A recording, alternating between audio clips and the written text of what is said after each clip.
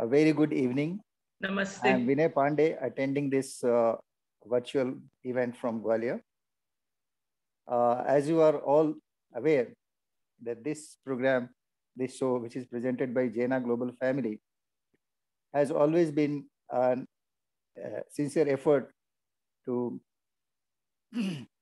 to share the knowledge and the information on various subjects of social interest at large. And in the same context, we come together on weekly basis on this virtual platform to talk on the issues relevant and important to the present time and scenario. Today, we are really honored to have with us none other than Dr. Kavita A. Sharma to talk on this topic of the day. We welcome Dr. Kavita A. Sharma on this show. Let's now know a little more about Dr. Kavita A. Sharma. An accomplished academician, Dr. Kavita A. Sharma has been an active contributor to the cause of higher education through her teaching, publications, and the institutions she has been associated with. She is a PhD in English from University of Delhi and an LLM from University of Columbia, Canada. A Fulbright Fellow, she was conferred the Indira Gandhi Sadbhavana Award in year 2005. Born at Wijnor, UP, Dr. Sharma has widely traveled around the world and had also been an honorary visiting lecturer at Tokyo's Women's Christian College and University of Indonesia. She has published a number of books, and her research works on higher education, language, immigration and identity, culture, and women have made their ways in many reputed international and national publications. She was principal of her own alma mater, that was Hindu College, Delhi University, before taking over as the director of India International Center, New Delhi. She is presently the president, South Asian University.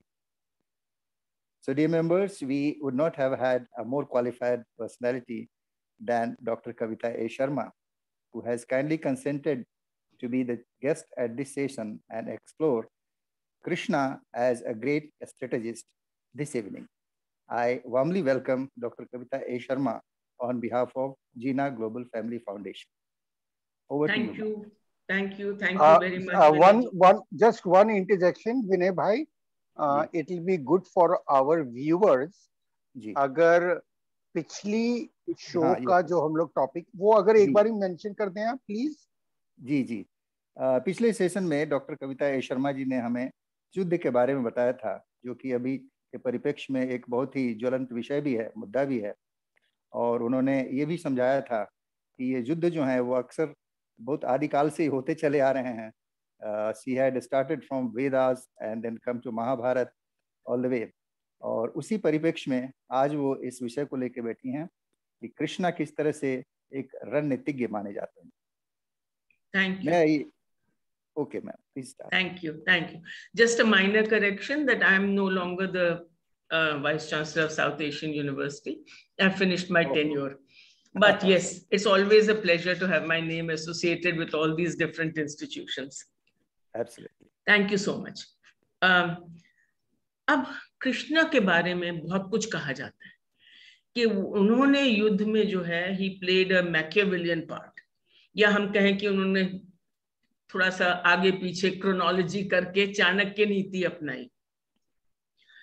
लेकिन हमको यह याद रखना चाहिए कि कृष्ण की जिंदगी में जब से वो पैदा हुए तब से war and strategy and death were a part of his life. बहुत ही कम उम्र में 16-17 साल की उम्र में उन्होंने कंस को मारा था।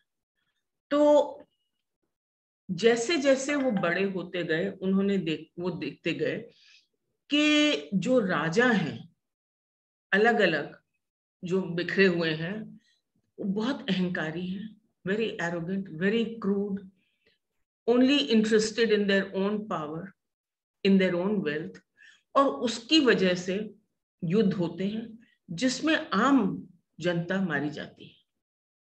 तो उनके दिमाग में क्या था कि हिंदुस्तान को, जब मैं हिंदुस्तान कहती हूँ तो आप कहेंगे कि पहले तो हिंदुस्तान था ही नहीं। हिंदुस्तान हमेशा था, there's a difference between a nation and a state.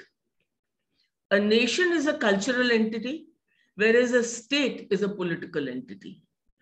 So Hindustan as a unified political entity nahi tha, but Hindustan as a cultural entity was always there.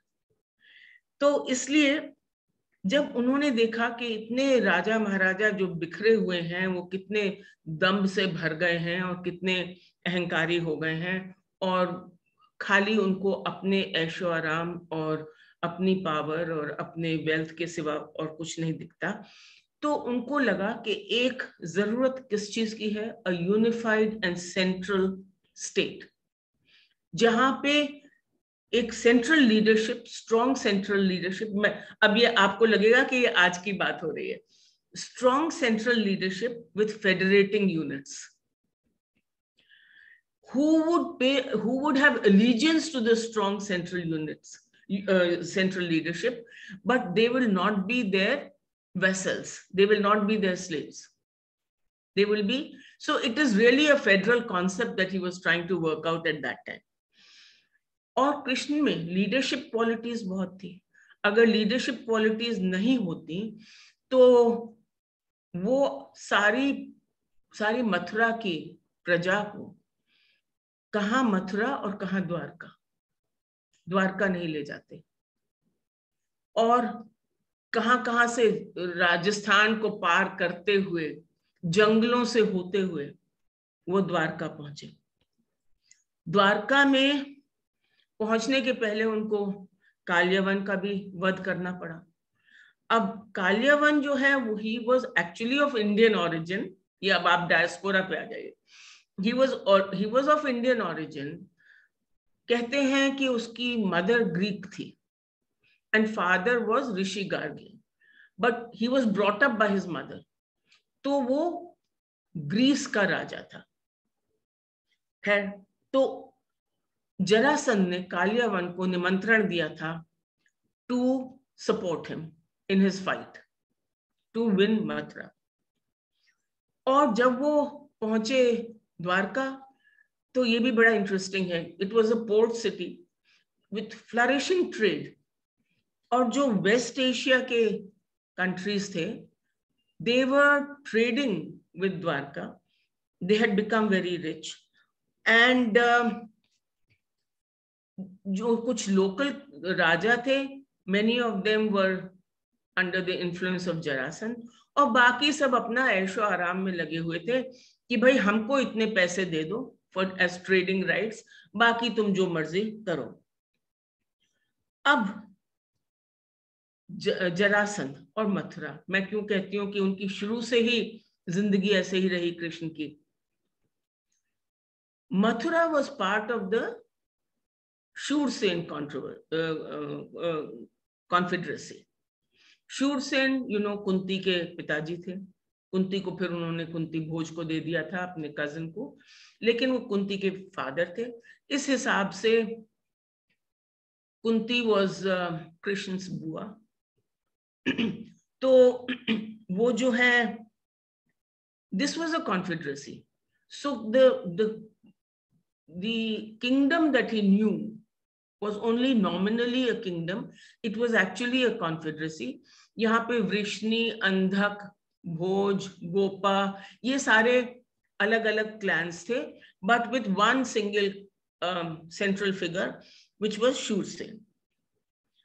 अब सवाल ये आता है कि ऐसी कॉन्फेडरेसी जहां पे सारे निर्णय सबकी after building a consensus लिए जाते हैं, how to make a kingdom, how to make India like that, तो उसके लिए एक धार्मिक राजा की जरूरत थी, a strong but धार्मिक राजा, बिकॉज अगर आप किसी अधर्मी को बिठा देंगे जैसे जरासंध, तब तो पूरे को उस तहस नहस ही कर देगा, there's no way that the people will be benefited। अब so उनका धर्म क्या था, what is this धर्म that Krishna wanted, what he keeps saying धार्मिक राजा, what धर्म की एक्सपोजिशन उन्होंने गीता में की है। टू मेन थिंग्स इतनी बड़ी गीता में, एक ये है कि आपको अपनी ड्यूटी तो करनी है, चाहे you have to sacrifice your own relatives. So दूसरा है लोक संग्रह, कि धर्म वो नहीं है जो अपनी सैल्वेशन के लिए हो, धर्म वो है जो सोसाइटल गुड के लिए हो। तो अब जब उन्होंने अपने चारों तरफ निगाह दौड़ाई, पावरफुल किंगडम्स कौन सी हैं? एक तो कुरु, हस्तिनापुर है, लेकिन वो तो अभी अपने में ही लगे हुए थे। अब उनको वो लड़ाई में नहीं पढ़ना चाहते थे। They were right next to the Shursen confederacy, but they were not going to attack this confederacy. दूसरे थे मत्स्य, जहाँ पे बाद में पांडवों ने जाके वो लिया था। They lived for 1 year in अज्ञातवास। दूर थी विराट की, तो वो मथुरा के लिए कोई थ्रेट नहीं था। फिर छेदी थे, जो आज का चंदेरी है, वो छेदी राज्य था। वहां पे उनके फादर थे, वो तो काफी वीक हो गए थे, और उनका बेटा जो शिशुपाल था, he was a great admirer of Jarasandh. और एक थी शूरसेन कॉन्फेडरेसी। अब Jarasandha was a very powerful king, Magadha का राजा। तो वो जो है, उसने ऑलरेडी 86 किंग्स को हरा के उनको बंदी बना लिया था, और वो 100 पूरे करना चाहता था। अब बहुत सारे राजा हैं, they didn't want to fight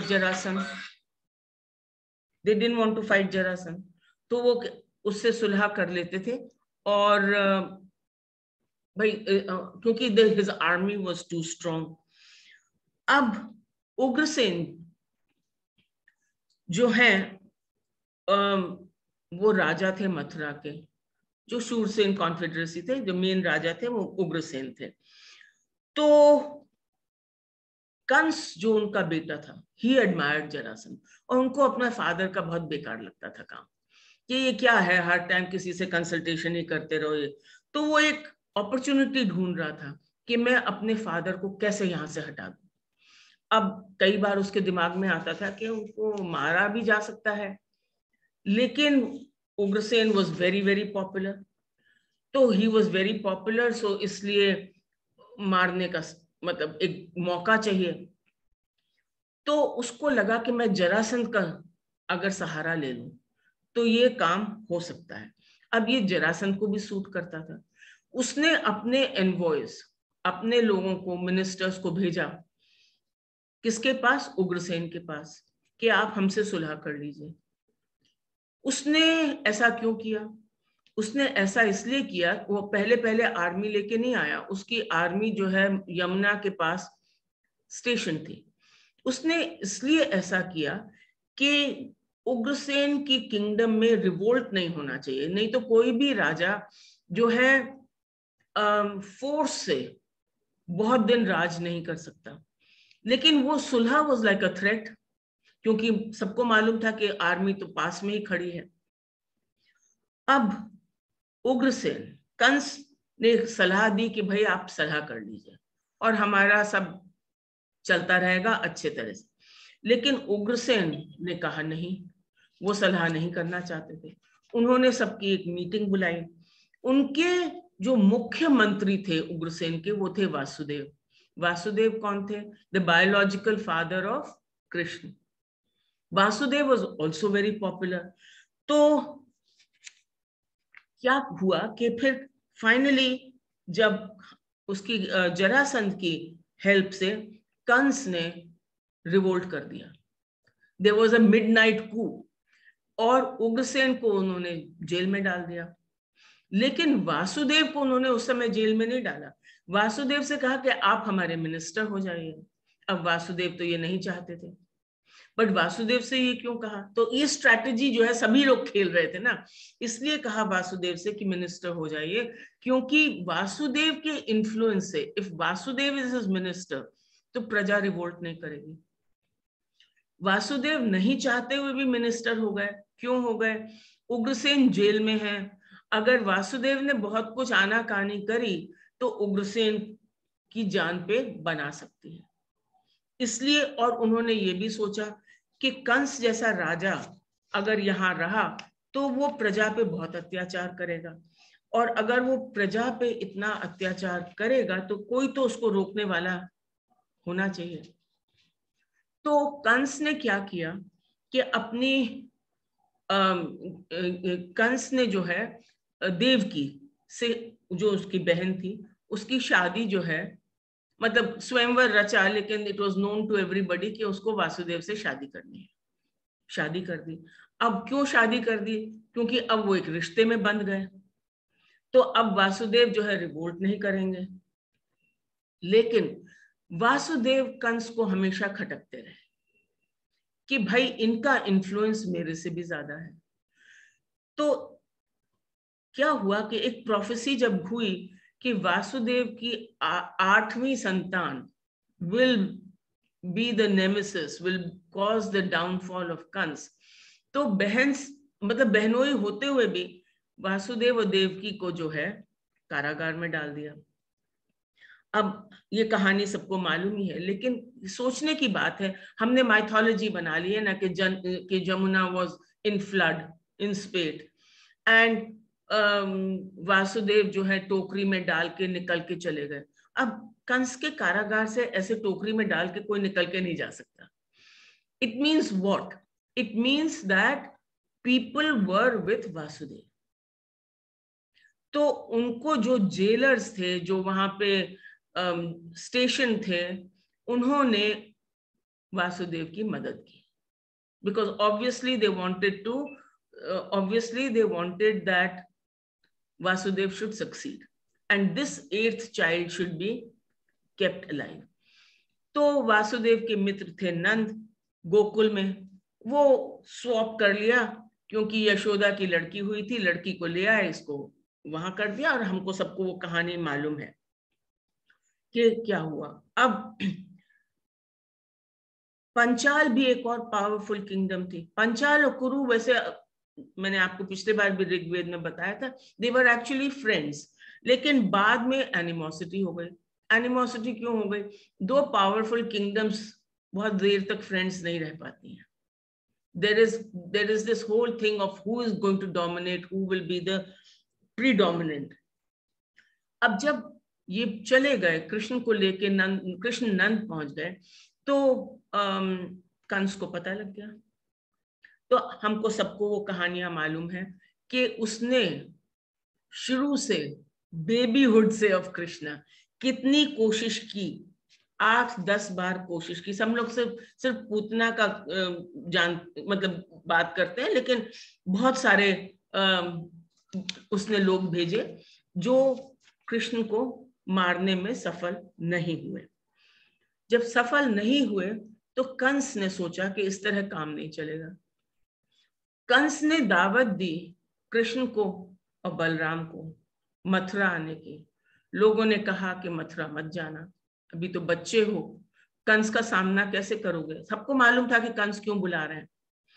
Kans के 2 चाणूर और मुष्टिका, 2 बड़े सिपहसालार थे। खैर, कृष्णा ने कहा कि हमको जाना है, कृष्णा ने कहा हमको जाना है।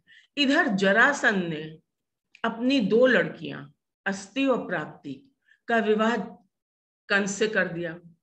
अब वहां भी रिश्ते बन गए, तो इट बिकेम कि भाई जरासंध का इन्फ्लुएंस जो है हमेशा मथुरा पे रहेगा, और Mathura will never revolt against Jarasandha. खैर, कृष्ण पहुंचे, और जैसा हमको मालूम है कि चाणूर और मुष्टिका को बलराम ने मारा और चाणूर को कृष्ण ने मारा। और इससे क्या हुआ? जरासंध और कृष्ण की एनिमोसिटी एक तरह से सील हो गई। क्यों सील हो गई? क्योंकि फिर कृष्ण ने कंस को मारा। अब कंस ने उसकी 2 लड़कियों को विधवा बना दिया। अब जब कंस को मार दिया तो कृष्ण ने फिर कारागार खोल के उग्रसेन को वापस राज्य दे दिया। वासुदेव भी निकल आए, सब कुछ चलता रहा। लेकिन अब जरासंध इतना चुपचाप तो नहीं बैठेगा। तो विदाउट गोइंग इनटू डिटेल्स, हमको ये भी मालूम है कि उसने 17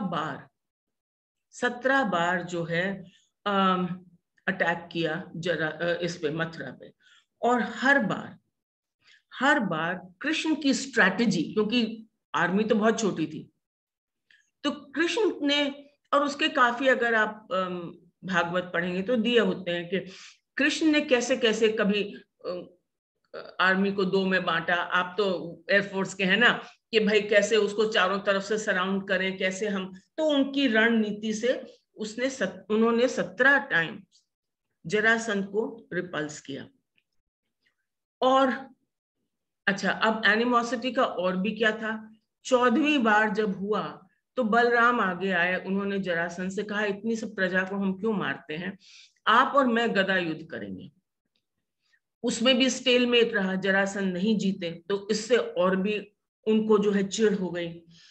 अच्छा, 17वीं बार जरासंध ने अपने दामाद को चार्ज दिया, उसका नाम था डिंबक। He was married to 2 other daughters of Jarasandh. तो and he was a very good strategist and good warrior. Krishna ने डिंबक को भी मार दिया। तो Krishna was responsible for the widowhood of 4 daughters of Jarasandh. और जरासंध को फिर भी मथुरा के ऊपर जो है आधिपत्य नहीं मिला था। So what happens then? But Mathura, being a small place, confederacy itself was very small. 17 बार में became very weak. ऐसा कोई घर नहीं था जहां से किसी की मौत नहीं हुई हो।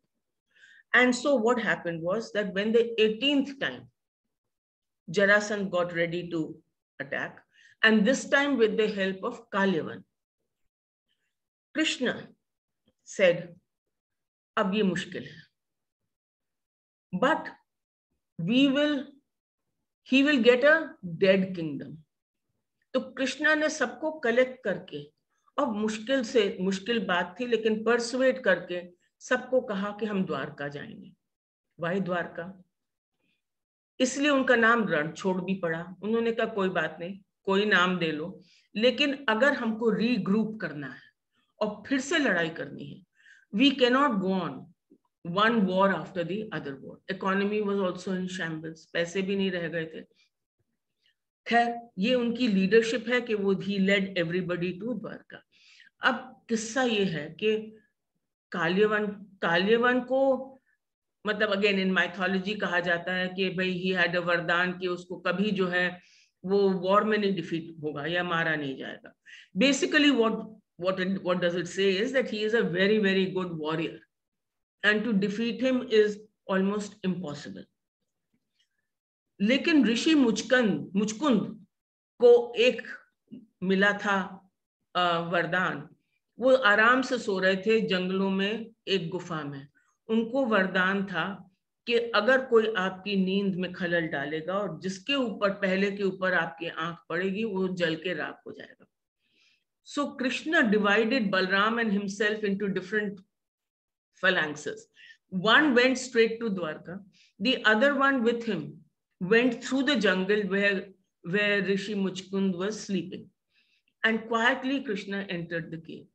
So expecting this, and what he expected happened. Kalyavan ने कहा ये तो कैसे बेवकूफ लोग हैं, आधी जरा सी फोर्स लेके ये जंगल में गए हैं, इनको तो मारना बहुत आसान है।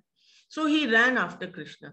When he ran after Krishna, Muchkund opened his eyes and Kalyavan was destroyed. So this was again strategy.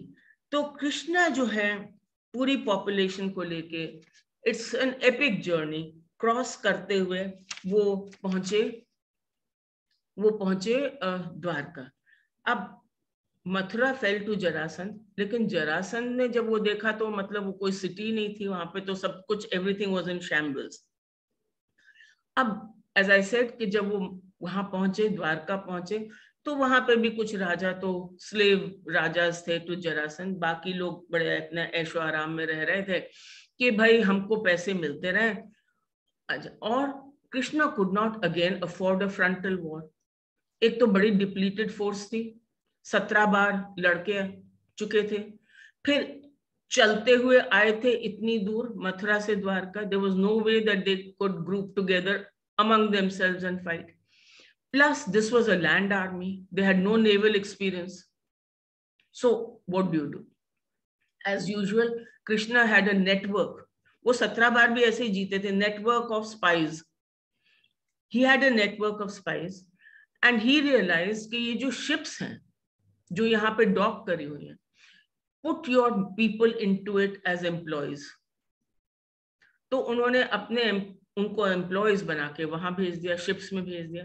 And those are the fellows who revolted. And so that is how he gained Dwarka. और फिर उन्होंने धीरे धीरे करके उसको consolidate किया.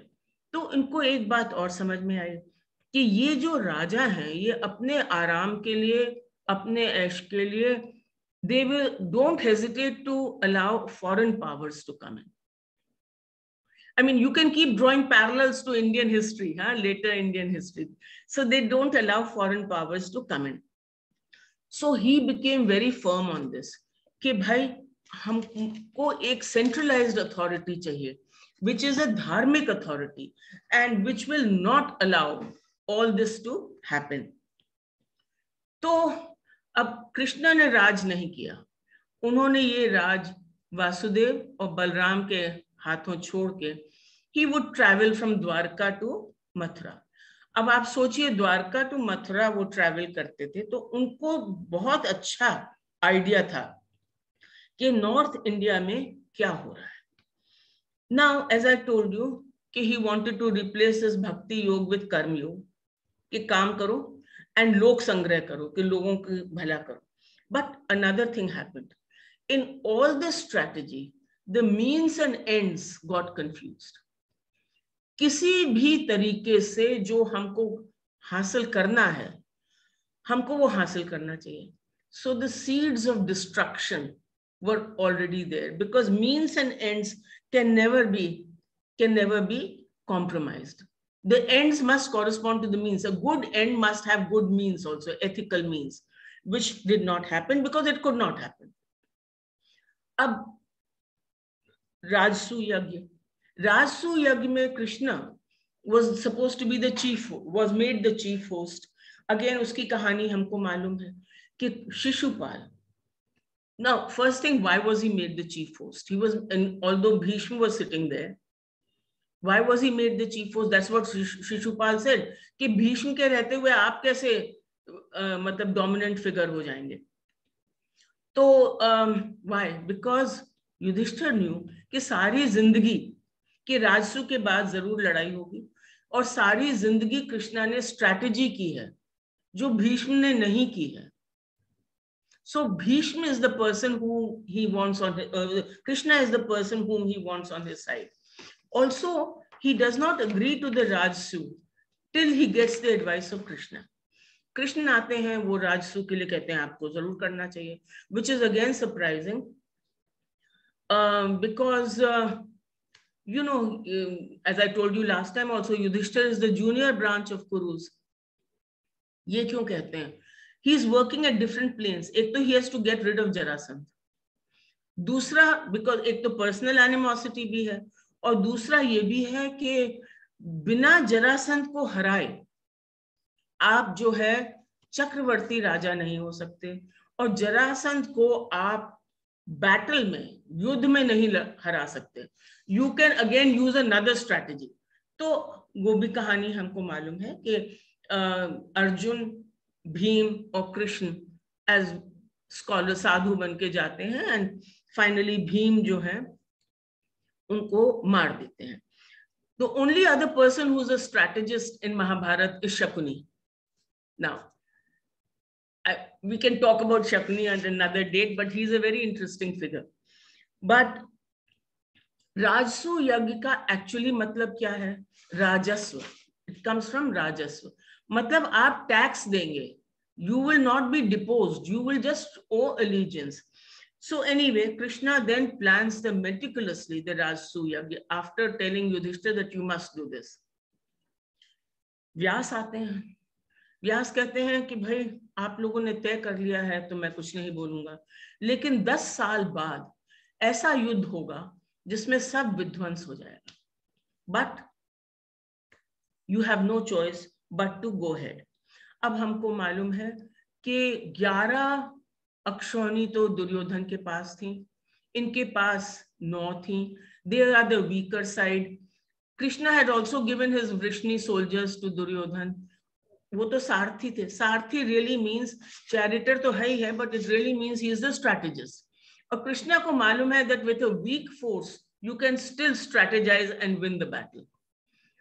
He does not use unethical means till Abhimanyu is killed. Abhimanyu is killed very unethically. Uske baad floodgates open. He says, if that is what it is, then I will show you what strategy is all about.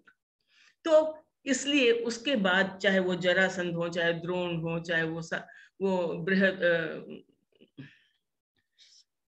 मेरे दिमाग से नाम निकल गया, खैर जो भी हैं, इनको सबको जो है इन्होंने, Karn himself was killed, Nihatha, and all the rules of the war we had talked about were forgotten.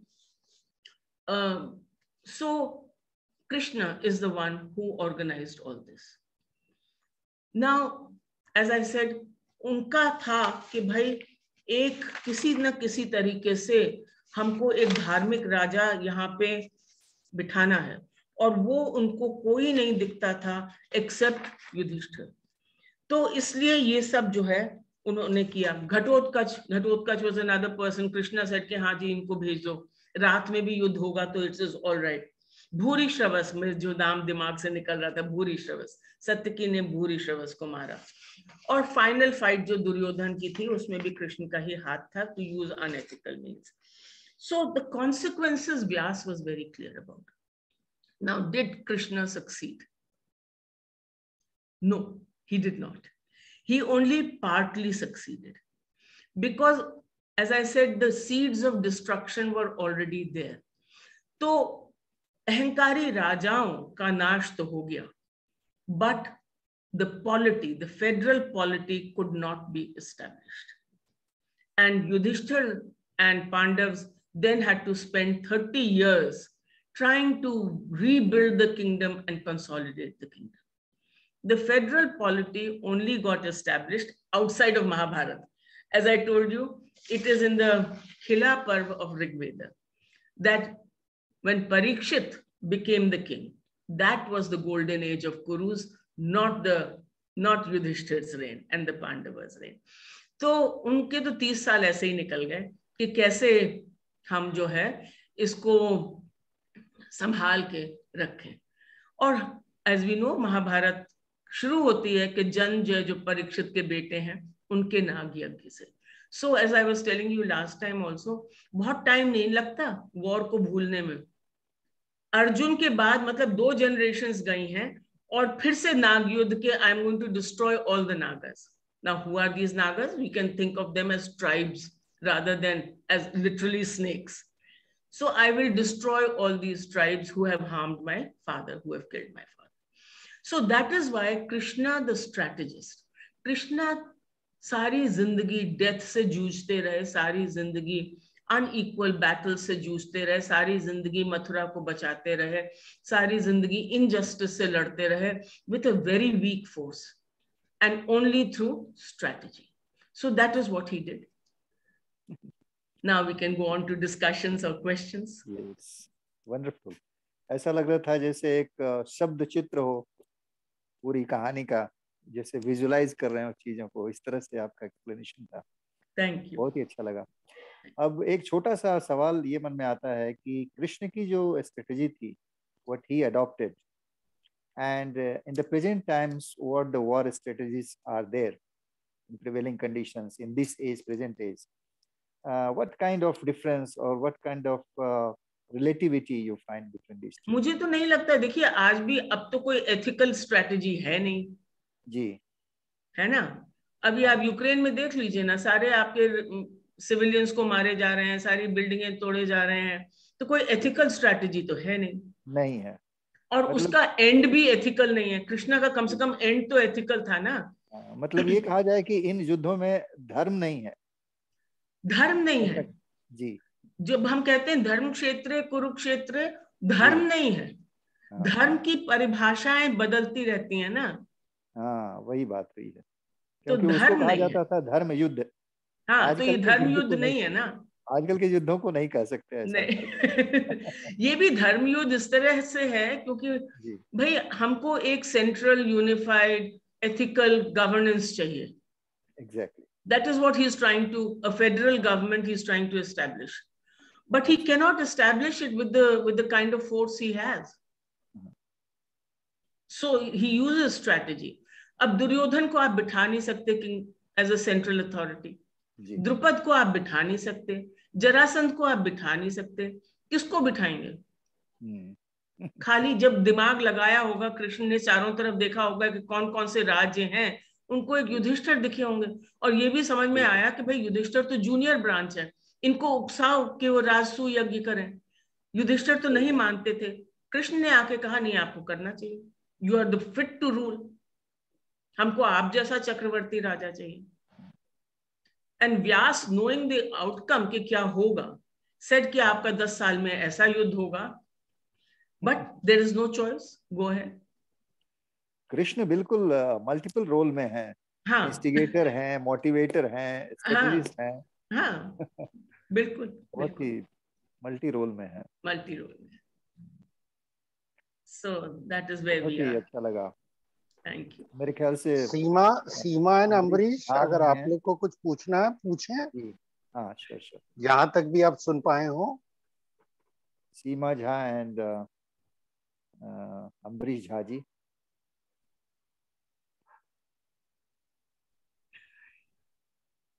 Unmute कर लो आप अम्बरीश। म्यूट पे हैं।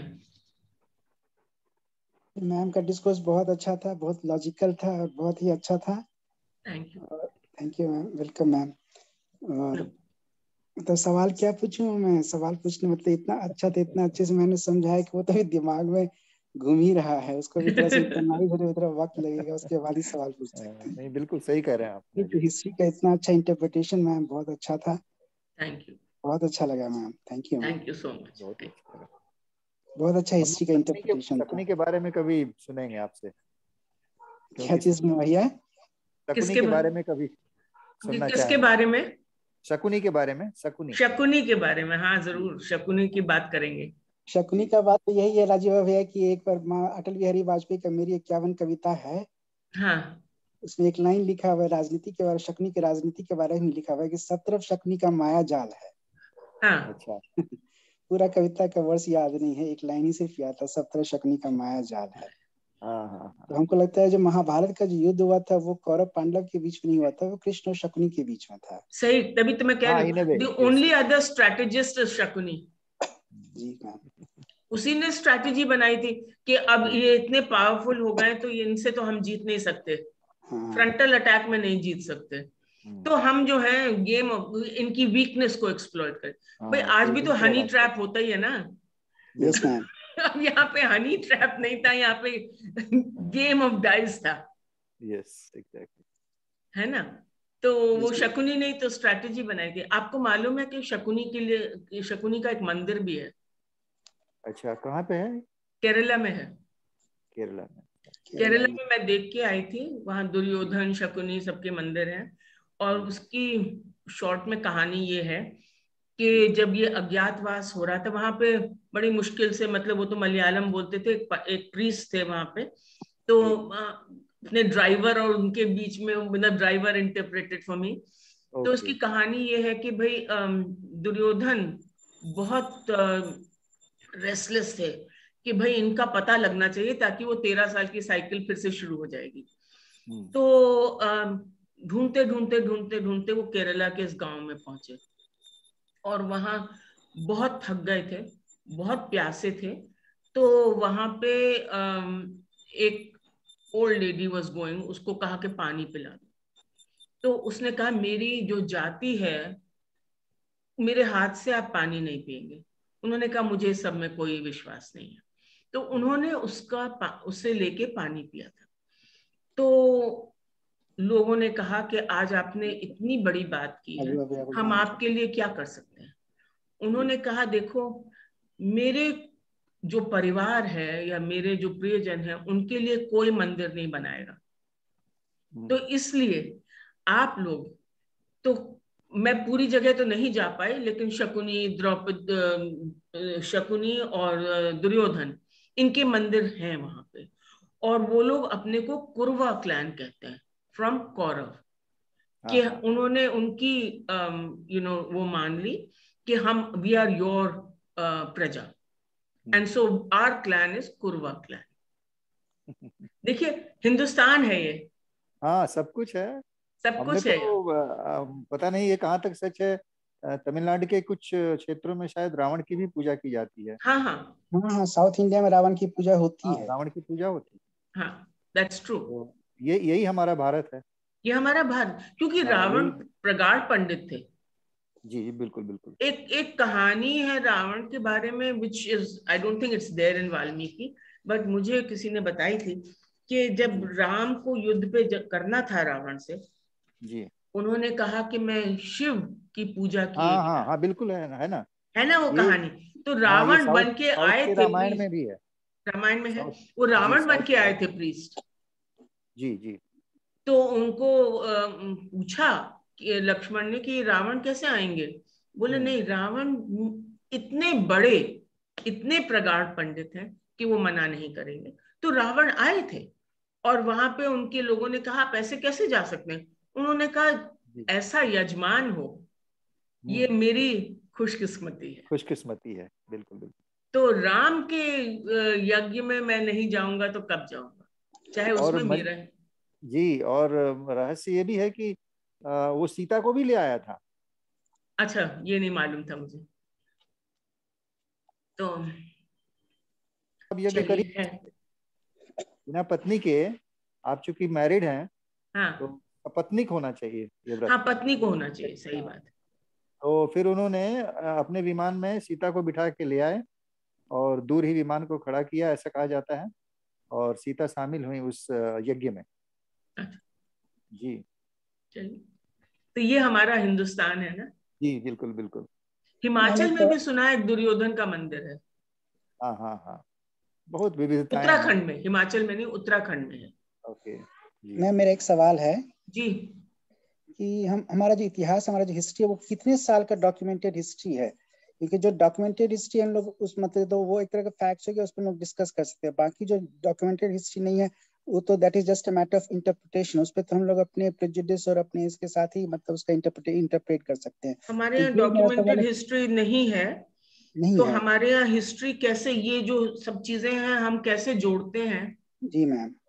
वो हम जोड़ते हैं पुराणों से, वेदों से, और अपने एपिक से। ओके। और कुछ मॉन्यूमेंट्स हैं,